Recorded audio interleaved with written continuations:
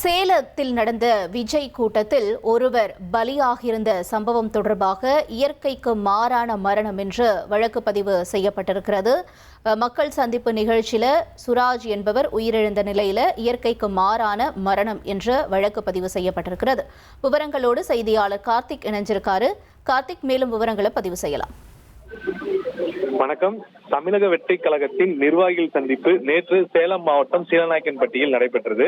இந்த கூட்டத்தில் பங்கு பெறுவதற்காக மகாராஷ்டிராவை சேர்ந்த சுராஜ் என்பவர் 37 வயதுடையவர் நேற்று அந்த மாநாட்டுக்கு வந்திருக்கார். அப்போது அவர் அங்கு மயக்கமடைந்து உயிரிழந்து விட்டார் என்று முதற்கட்ட தகவல் வெளியாகி தனியார் மருத்துவமனையில் அவருக்கு சிகிச்சை அளிக்கப்பட்ட போதுதான் அவர் இறந்து விட்டார் என்ற தகவல் தெரிந்தது. உடனடியாக அவர் உடல் சேலம் அரசு மருத்துவமனைக்கு கொண்டு செல்லப்பட்டது.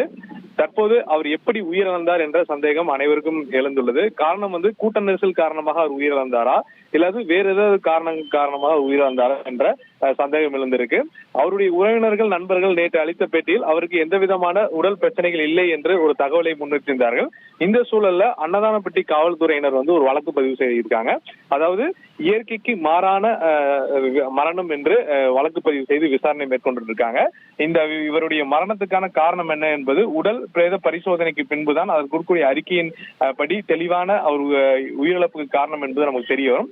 அதே சமயம் அந்த நிர்வாகிகள் சந்திப்பு நடைபெற்ற இடத்துல ஏற்கனவே காவல்துறை சார்பாக பல்வேறு இடங்கள்ல கண்காணிப்பு கேமராக்கள் பொருத்தப்பட்டிருந்தது.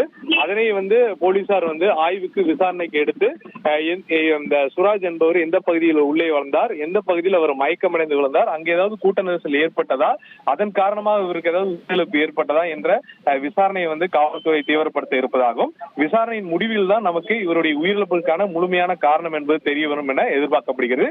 இந்த சூழல்ல போலீசார் வழக்கு பதிவு செய்து மிக முக்கியமாக பார்க்கப்படுகிறது. உங்களுடைய தகவல்களுக்கு நன்றி கார்த்திக். இனி செல்லும் இடமெல்லாம் செய்தி. தந்தை டிவியின் வாட்ஸ்அப் சேனலை ஃபாலோ பண்ணினா செல்ல இருக்கும் இடமெல்லாம் செய்தி. இதோ QR கோட் இப்பவே ஸ்கேன் பண்ணுங்க, ஃபாலோ பண்ணுங்க.